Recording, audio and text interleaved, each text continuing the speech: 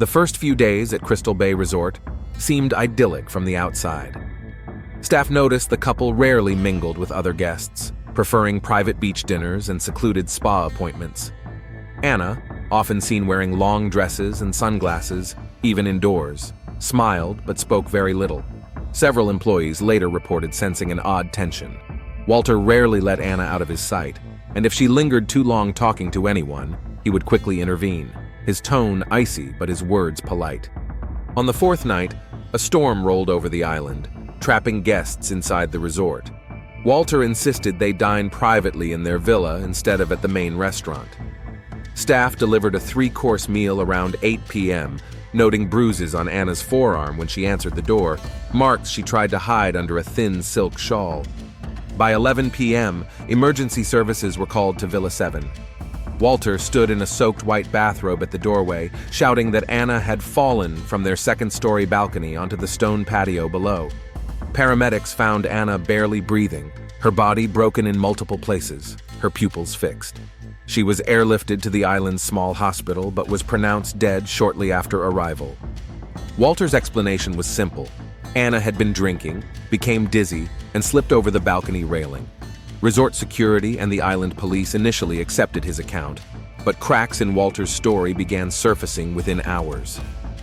In the hours following Anna's death, local authorities secured the villa.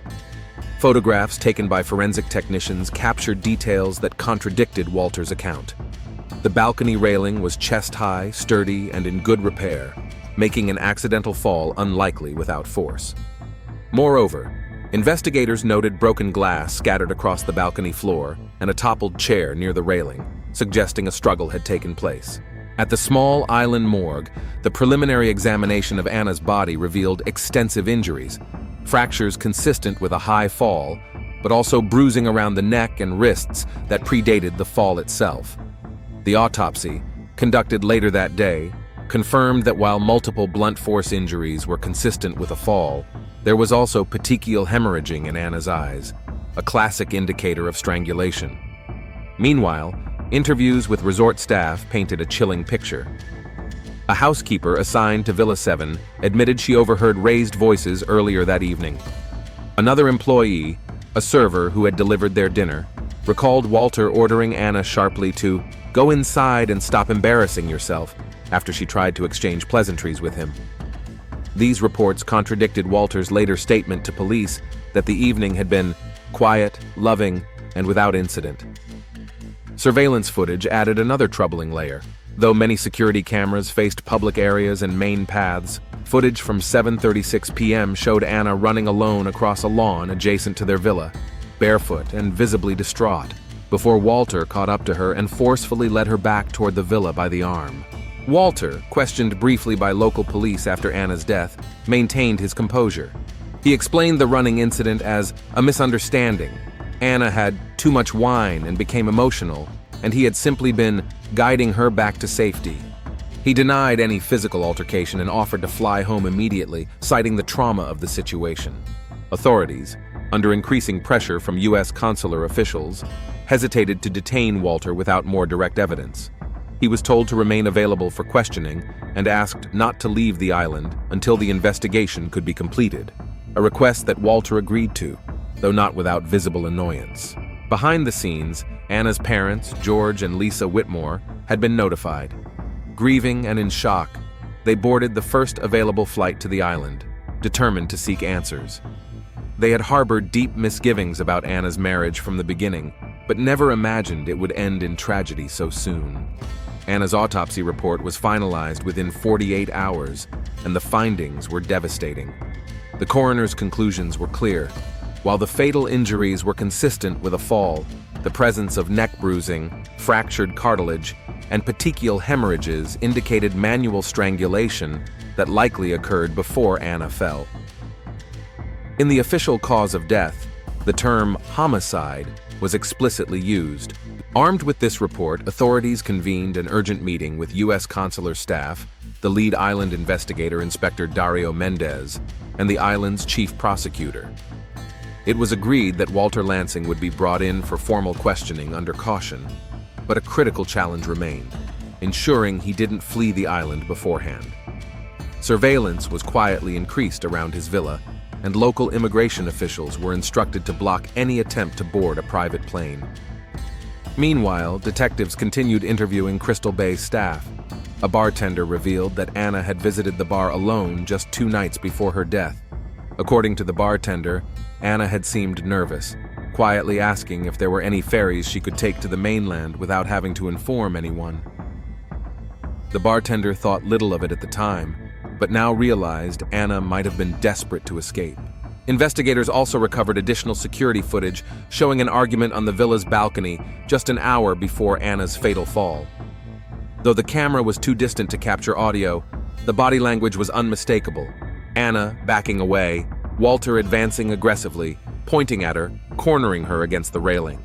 When George and Lisa Whitmore were interviewed, they described a troubling history leading up to the marriage. Walter, they said, had initially presented himself as a charming benefactor, offering to pay for Anna's college tuition. Over time, the relationship shifted. Anna became withdrawn, isolated from friends, and financially dependent on Walter. Her parents had objected strongly to the marriage, but Anna, overwhelmed by the financial security Walter promised, had moved forward against their wishes. Lisa tearfully recounted a phone call she had with Anna just days before the wedding. Anna had sounded hesitant, scared even, confessing, "I'm not sure I can do this, but I don't know how to get out of it." Afterward, Anna stopped returning her calls altogether. Walter, for his part, remained calm when notified that authorities wanted to clarify some details. However, when detectives arrived at his villa, they discovered his suitcases packed and a private charter scheduled to depart that evening. Walter was arrested on suspicion of murder before he could leave the island. Walter Lansing was transported to the small island police headquarters in handcuffs. Despite the growing mountain of evidence against him, Walter remained outwardly composed, maintaining a thin veneer of wounded dignity. During his formal interrogation, he presented the same narrative he had offered from the beginning. Anna had been emotional, unstable, and prone to drinking. He insisted that her fall was an accident born out of a fragile state of mind. Detectives challenged his story with the autopsy findings. When confronted with the medical proof of strangulation, Walter hesitated for the first time. His lawyer quickly intervened, advising him not to answer further questions. From that point forward, Walter refused to cooperate, invoking his right to silence. Meanwhile, forensic teams processed Villa 7. Inside, they found signs that contradicted Walter's depiction of a peaceful evening. A lamp was shattered on the bedroom floor. Fresh scratches were visible along one wall near the sliding door leading to the balcony. Most damning was a faint but clear smear of blood along the balcony railing, consistent with a person being forcefully pushed against it. As evidence mounted, Anna's digital life provided more insight into her mental state. Text messages extracted from her phone, which had been recovered from the villa's safe, revealed a chilling progression. In the weeks leading up to the wedding, Anna messaged friends phrases like, "I feel like a possession, not a person, and I think I made a mistake, but it's too late now." In the final days, her tone grew even more desperate. "I don't think he'll let me leave," she had written the night before her death. Detectives also uncovered an unsent email on Anna's phone addressed to her mother. The email, written in halting, emotional language, detailed how Walter had increasingly isolated her, cut off her access to money, and monitored her calls and texts. The final lines read, "I'm scared. I don't know what he'll do if I say I want to leave." Authorities moved quickly. With the physical evidence, digital communications, witness statements, and autopsy report in hand, prosecutors filed formal charges against Walter Lansing for first-degree murder. At Walter's arraignment hearing, the defense attempted to argue that no one had seen Walter physically push Anna from the balcony, suggesting reasonable doubt. However, the prosecution emphasized the overwhelming circumstantial evidence and the unmistakable pattern of coercion and violence leading up to Anna's death. The judge, recognizing the flight risk and the seriousness of the charges, denied bail. Walter Lansing would remain in custody pending trial. With Walter Lansing awaiting trial behind bars, prosecutors moved into the crucial phase of building a cohesive, airtight case. Assistant District Attorney Helen Burke, assigned to lead the prosecution, convened a strategy meeting with investigators, forensic experts, and victim advocates. Burke's plan was clear. The jury needed to understand not just the moment of Anna's death, but the entire pattern of domination, coercion, and escalating violence that led to it. To that end, prosecutors lined up a roster of expert witnesses, including forensic pathologists who could clearly explain Anna's injuries to laypersons and psychologists specializing in coercive control. Investigators continued combing through resort guest lists, eventually locating a retired couple from Vermont who had witnessed a critical incident. They recalled seeing Anna and Walter at the beach the morning before her death. The woman, Judith Fielding, described how Anna had tried to strike up a conversation with her, only for Walter to interrupt abruptly, taking Anna by the elbow and leading her away. "It wasn't how you'd guide someone lovingly," Judith recounted. "It looked rough, like he didn't want her talking to anyone." Meanwhile, a forensic team completed a full reconstruction of the crime scene. Using blood pattern analysis, they demonstrated how Anna's blood smear on the balcony railing could only have occurred if she was pressed against it with significant force, not from a simple accidental fall. Coupled with the height and sturdiness of the railing, the forensic report strongly implied that Anna had been pushed. Walter's defense team filed several pre-trial motions aimed at suppressing the more damaging pieces of evidence, arguing that the autopsy findings were speculative and that Anna's digital communications were inadmissible hearsay. Burke and her team countered fiercely, citing precedent and the overwhelming relevance of the evidence to establish Anna's state of mind. Privately, Burke knew the defense would attempt to paint Anna as unstable or reckless, a young woman overwhelmed by luxury and prone to dramatic behavior. It was a cruel narrative, but one the defense was clearly preparing to weaponize. To combat this, Burke personally met with George and Lisa Whitmore to prepare them for the emotional ordeal of testifying. They agreed to share specific memories of Anna's character, her cautious nature, her fearfulness in the days leading up to the marriage, and her private admissions of feeling trapped. Behind the scenes, Walter remained defiant. From his holding cell, he made several attempts to contact influential friends back in the United States, seeking intervention. Investigators intercepted letters he attempted to smuggle out, including one to a former business partner, hinting that he was being framed and asking for quiet assistance. The pressure surrounding the case mounted. Media outlets in both the island nation and the United States picked up the story, framing it as a chilling tale of wealth, power, and predation, a narrative that prosecutors knew could work in their favor or disastrously against them, depending on how the trial unfolded. As the trial date loomed closer, the courtroom battles shifted to pre-trial motions. Walter's high-profile defense team, led by attorney Samuel Blake, pushed aggressively to exclude the most damaging evidence: Anna's unsent email and text messages, as well as forensic reconstructions suggesting she was pushed rather than falling accidentally. During a tense evidentiary hearing, ADA Helen Burke argued that Anna's communications were critical to establishing her state of mind, providing the jury with a window into the fear and isolation she experienced. She emphasized that Anna had no opportunity to voice her terror publicly due to Walter's control, and that these communications were her only available means of recording her reality. After 2 grueling days of testimony from forensic and psychological experts, the judge ruled in favor of the prosecution. Anna's texts, emails, and forensic findings would be admissible. The defense suffered a major blow. Meanwhile, investigators intercepted yet another troubling letter Walter tried to send from jail. In it, he wrote cryptically about containing a situation and securing the narrative before trial. Concerned that Walter might be attempting to tamper with witnesses, prosecutors filed an emergency motion to restrict his communications even further, limiting him to monitored attorney interactions only, a request the court granted. In the background, jury selection quietly began. Given the island's small population, finding unbiased jurors proved difficult. Many locals had already formed opinions due to widespread media coverage. The court imported additional jurors from nearby jurisdictions to ensure fairness. At the same time, George and Lisa Whitmore underwent extensive preparation with victim advocates and the legal team. They practiced recounting Anna's life, not as a tragic headline, but as a real, vivid young woman. Her dreams, her fears, her gradual slipping away from family and friends after falling under Walter's influence.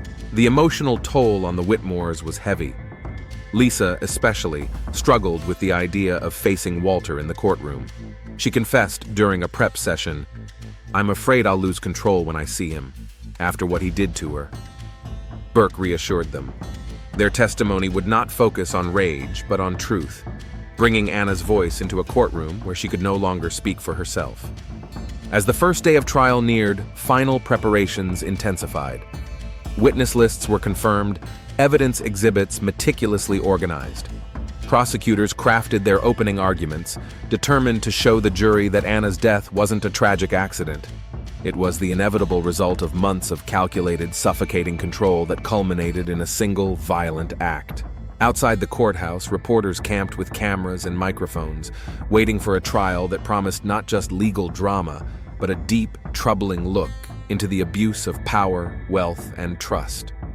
The first day of the trial opened under heavy security, with spectators lining the halls and reporters packed outside the courthouse. Inside the courtroom, the atmosphere was tense and suffocating. Walter Lansing sat at the defense table in a tailored suit, his expression carefully neutral, occasionally glancing toward the jury but avoiding the gaze of Anna's parents seated directly behind the prosecution. Assistant District Attorney Helen Burke stood to deliver the opening statement. She moved deliberately, her tone measured but resonant. "Ladies and gentlemen of the jury," she began, "this case is about trust exploited, about control masked as love, and about a young woman whose life was taken before she had the chance to reclaim it." Burke carefully laid out the prosecution's narrative. She described how Walter's charm had masked a darker truth, how he had isolated Anna from her family and friends, severed her access to finances, and subjected her to constant emotional manipulation. The evidence, she promised, would show a clear and escalating pattern that culminated not in an accident, but in a calculated act of violence. The defense, in turn, painted a very different picture. Samuel Blake argued that Anna had been overwhelmed by the pressures of sudden wealth, that she suffered from emotional instability, and that her death was a terrible, tragic accident, compounded by alcohol and a momentary lapse in judgment. Blake emphasized the lack of direct eyewitnesses to the fatal fall, subtly planting seeds of doubt. The prosecution's first witness was the resort's head of security, who introduced the surveillance footage. Jurors watched as grainy video played across two large screens. Anna running across the lawn barefoot, Walter chasing after her, grabbing her arm, and leading her back forcefully toward their villa. Gasps rippled through the courtroom as the footage ended. Next, a resort housekeeper testified about bruises she had seen on Anna's forearms the day before her death, her voice trembling but steady. She described Anna's strange, hesitant demeanor, how she seemed afraid to speak when Walter was present. Throughout the testimonies, Walter maintained an impassive facade. Only occasionally did he lean toward his attorney to whisper something, but to the trained eye, subtle signs of agitation, clenched fists, tapping fingers, hinted at the tension beneath his polished surface. Burke's strategy was working. Slowly, methodically, she was reconstructing Anna's final days in vivid, heartbreaking detail, linking them seamlessly to the physical evidence and the overwhelming emotional toll visible in the witnesses who had seen glimpses of Anna's fear. Outside the courtroom, media coverage exploded. Headlines dubbed Walter the predator groom and Anna the bride who tried to escape. Public sympathy leaned heavily toward Anna's story, increasing pressure on the defense to counter an already powerful narrative. The next phase of the prosecution's case moved into the technical heart of the evidence, forensic testimony. Dr. Simone Carter, the chief medical examiner who had conducted Anna's autopsy, was called to the stand. Calm and professional, Dr. Carter described in meticulous detail the injuries Anna had sustained. Fractures from the fall, bruises on her neck and wrists, and the telltale petechial hemorrhages in her eyes, undeniable signs of strangulation. Burke guided Dr. Carter carefully, ensuring the jury understood the critical timeline, that Anna had been strangled prior to the fall, and that her body showed signs of a struggle inconsistent with an accidental slip. When asked if Anna's injuries could have resulted purely from the fall itself, Dr. Carter was unequivocal. No, the evidence of manual strangulation predated the fall. It was not the result of the impact. The defense attempted to challenge Dr. Carter's findings, implying alternative explanations for the bruises, such as consensual roughness or accidental mishandling during intoxication. But Dr. Carter remained firm, explaining the pattern and nature of the bruising were classic signs of defensive injuries and assault. Following Dr. Carter, a blood pattern analyst took the stand. He explained how blood smears on the balcony railing were consistent with Anna being pressed forcefully against it, rather than stumbling and falling naturally.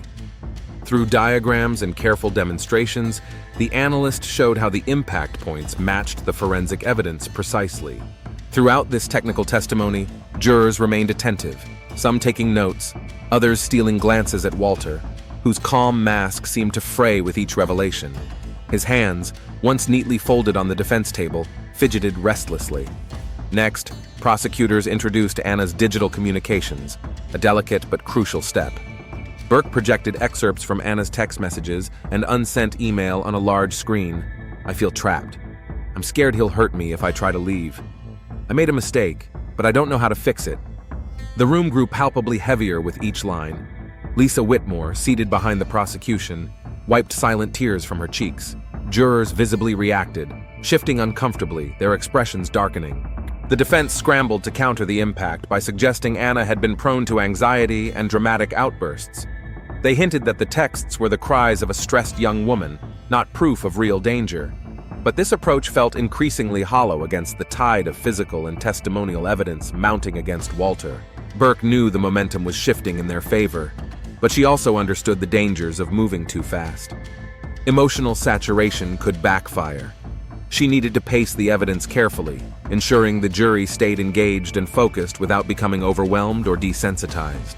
As the day closed, Burke rested her case for the week, giving the jury time to digest what they had seen and heard. Monday would bring new witnesses and new challenges, but for now, the foundation had been solidly laid. Anna had lived in fear, and that fear had been justified. The new week began with a critical witness, Judith Fielding, the retired tourist who had encountered Anna at the resort days before her death. Judith took the stand, her demeanor steady but visibly emotional as she recounted the encounter. She described seeing Anna approach her and her husband near the beach bar, seeming eager for conversation. She looked relieved almost, just to be talking to someone, Judith said. But within moments, Walter appeared, cutting the interaction short. He grabbed her arm, not hard enough to cause a scene, but firmly. He smiled at us. It wasn't a real smile, and said Anna needed to rest. She didn't say anything. She just went with him. Burke pressed gently, asking Judith to describe Anna's body language. Judith paused, then said, "She looked like someone who wanted to run but couldn't."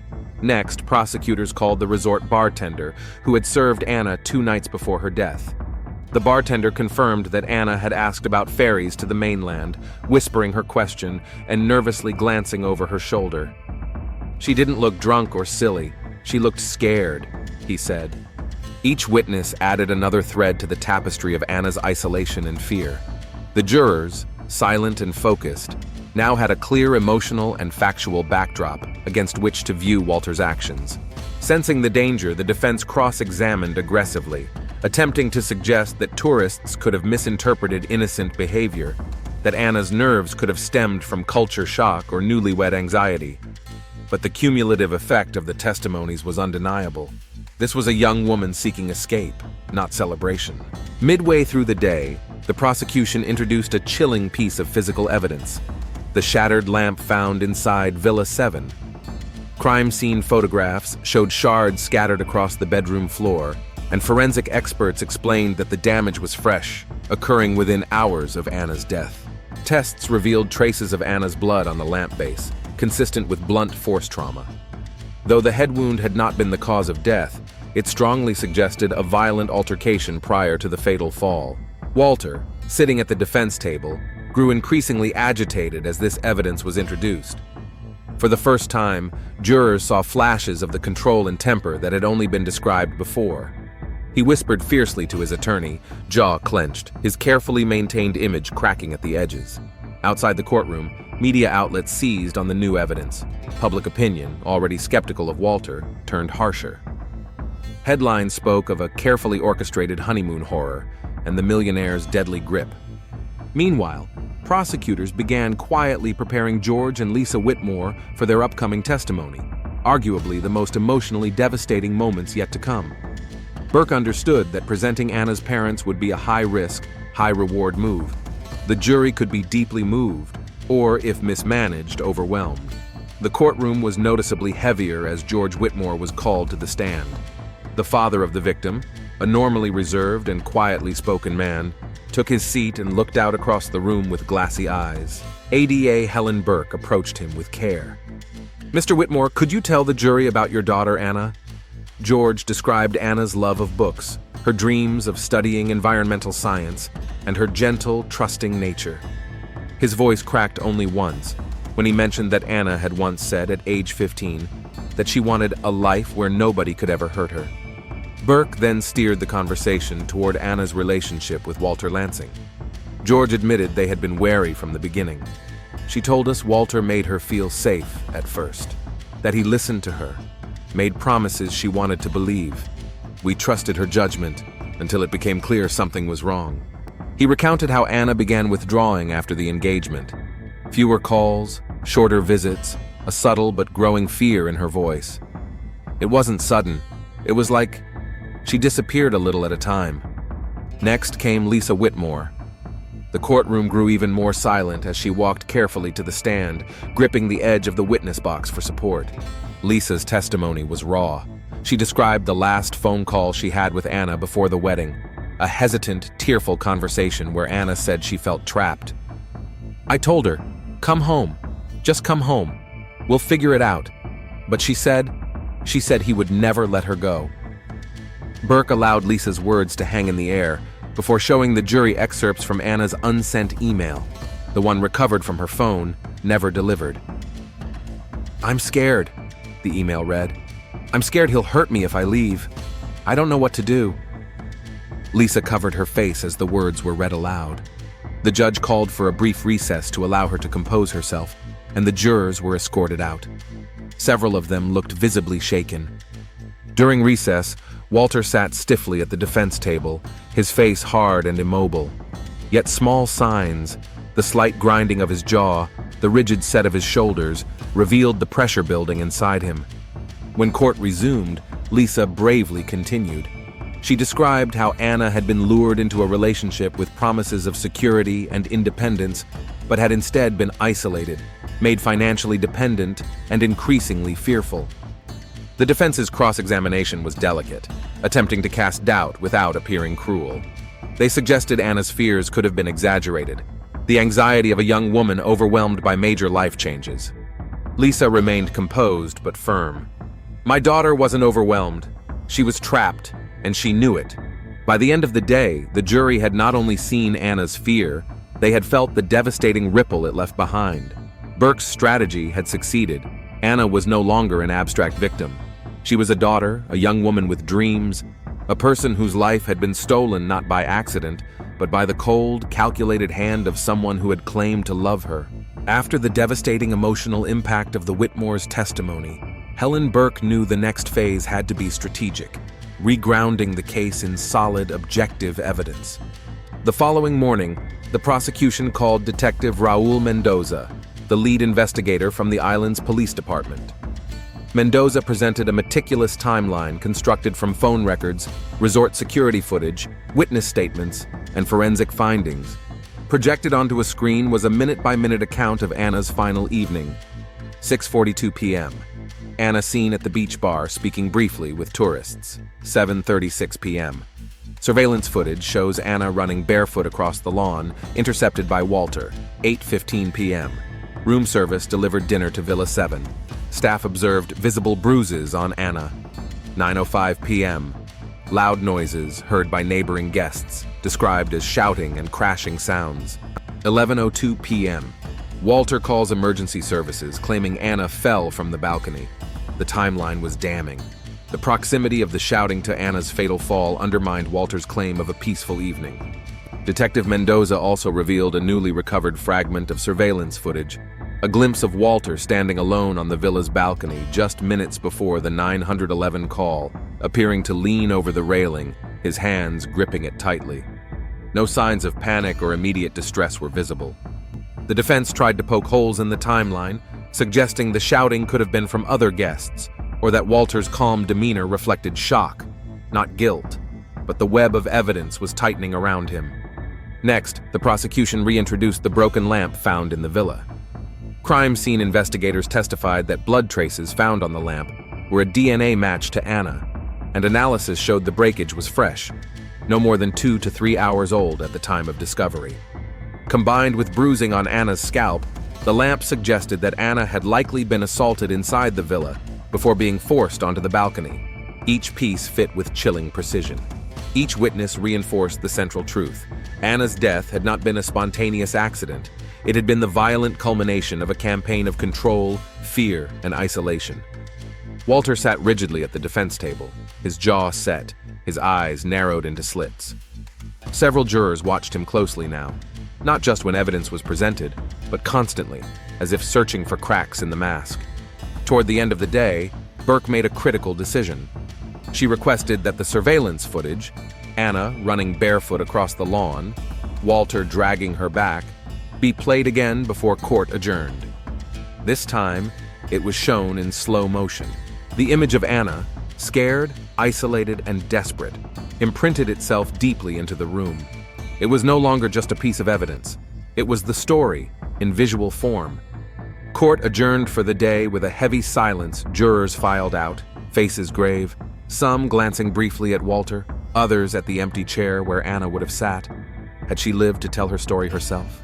Sensing the walls closing in, Walter's defense team launched their counteroffensive. Samuel Blake called a series of character witnesses, old acquaintances, former employees, to testify to Walter's reputation as a gentleman, a caring husband, and a man incapable of violence. The prosecution was ready. During cross-examination, Burke methodically dismantled the witnesses' credibility. Most had not seen Walter in years. Many had financial ties to his businesses. A few admitted, under pressure, that they had been contacted by Walter's associates after his arrest. "Would you describe yourself as financially dependent on Mr. Lansing's goodwill?" Burke asked one former employee pointedly, forcing a reluctant admission. The defense then pivoted to its most aggressive move, presenting a psychologist who, based on limited secondhand information, suggested Anna might have exhibited signs of anxiety and attachment insecurity, conditions, he argued, that could make someone prone to impulsive, risky behavior. Burke countered immediately. "Doctor," she asked, "did you ever examine Anna Lansing in person?" The psychologist admitted he had not. "Are you aware that the text messages recovered from Anna's phone describe fear of physical harm, not generalized anxiety?" He acknowledged that he had reviewed only selected excerpts provided by the defense. The attack on Anna's character fell flat. Jurors shifted uncomfortably during the testimony, some exchanging skeptical glances. In one of the final dramatic moments before closing arguments, prosecutors introduced a surprise rebuttal witness, a resort housekeeper who came forward after seeing news coverage.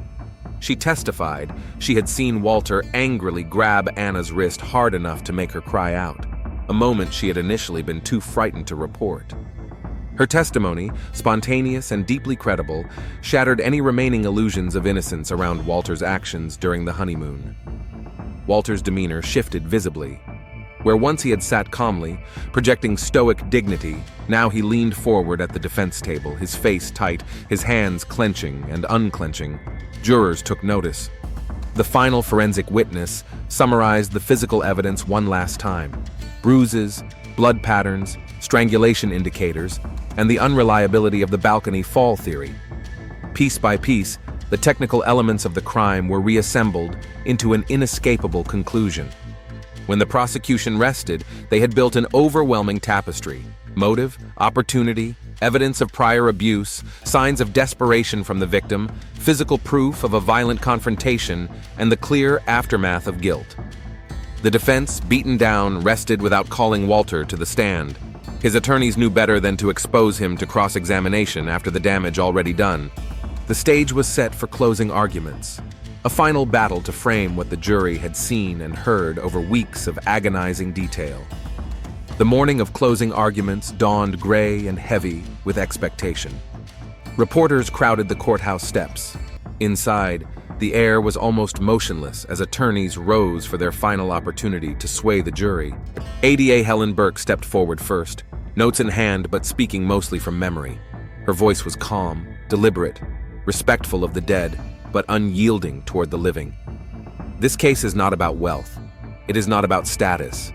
It is about power. The power one person abused to trap, isolate, and ultimately end the life of another. She walked the jury through the evidence one more time, but this time not as isolated pieces, as a single, coherent story.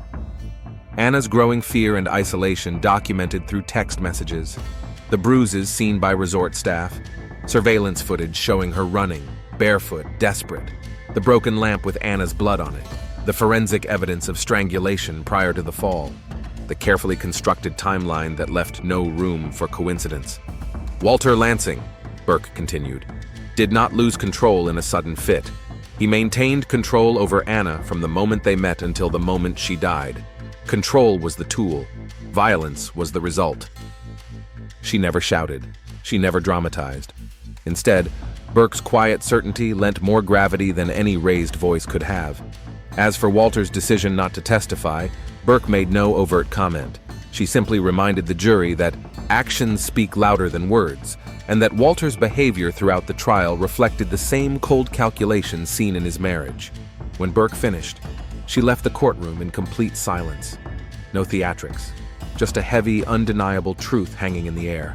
Defense attorney Samuel Blake rose, his tone urgent but defensive.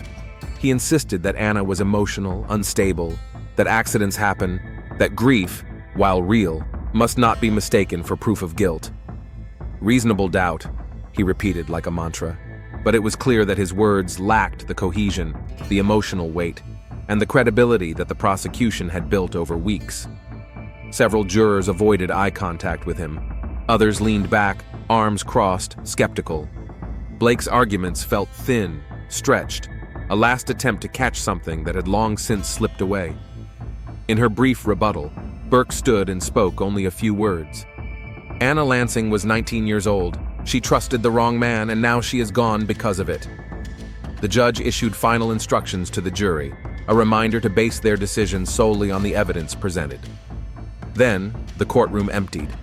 Jurors filed into deliberation, the heavy task of judgment now resting solely on their shoulders. Outside, clouds gathered. Reporters sent urgent updates back to a public eager for justice or scandal. Inside the deliberation room, 12 strangers faced the harrowing responsibility of deciding the fate of Walter Lansing. The jury deliberated for 6 hours. Inside the courthouse, the atmosphere was electric with tension. George and Lisa Whitmore sat quietly together, hands clasped, saying little. Helen Burke remained composed but alert, conferring in hushed tones with her team. Walter Lansing sat alone at the defense table, no longer conferring with his attorneys, staring blankly ahead. Word came at 4:17 p.m. The jury had reached a verdict. Everyone stood as the jury filed back in. 12 faces, somber, weighted by the burden of what they were about to declare. The judge asked the foreperson to stand. "Has the jury reached a unanimous verdict?" "We have, Your Honor." The clerk took the slip of paper from the foreperson, unfolded it, and read aloud. "We, the jury, find the defendant, Walter Lansing, guilty of murder in the first degree." There was no audible gasp, only a deep exhalation from the room, as if everyone had been holding their breath for weeks. Walter didn't move. No reaction, no outburst. Just the slow, hollow sinking of a man who had run out of stories to tell and lies to spin. Lisa Whitmore quietly covered her mouth, tears spilling down her face. George reached for her hand. They didn't celebrate. They didn't smile. Justice, when it came, was heavy, not sweet. The judge immediately revoked any remaining rights Walter had to appeal for bond. Sentencing was scheduled for the following month, but it was clear that Walter Lansing would spend the rest of his life behind bars. Outside, reporters scrambled to broadcast the news. "Justice for Anna," read the first headlines that evening. But inside the courthouse, the mood was reflective, not triumphant. Justice had been served, but the cost, a vibrant young life, a family shattered, was irreversible. After the verdict, Helen Burke spoke briefly to the press. "There are no winners today. There is only accountability. Anna Lansing deserved a future she was robbed of. Today, her voice was heard." Walter was led from the courtroom in chains. His once commanding presence had shriveled. No appeals to wealth, power, or influence could save him now. Later that evening, George and Lisa held a quiet vigil for Anna on the beach where she had once run barefoot in terror. The same place she had been briefly free. They left a lantern on the water, watching it drift away, a final silent goodbye. Anna's story would be remembered not only as a cautionary tale about power and control, but as a testimony to the resilience of truth, and to the idea that even the most carefully hidden violence can eventually be brought into the light. Walter Lansing faded into the prison system, stripped of the status that had once shielded him.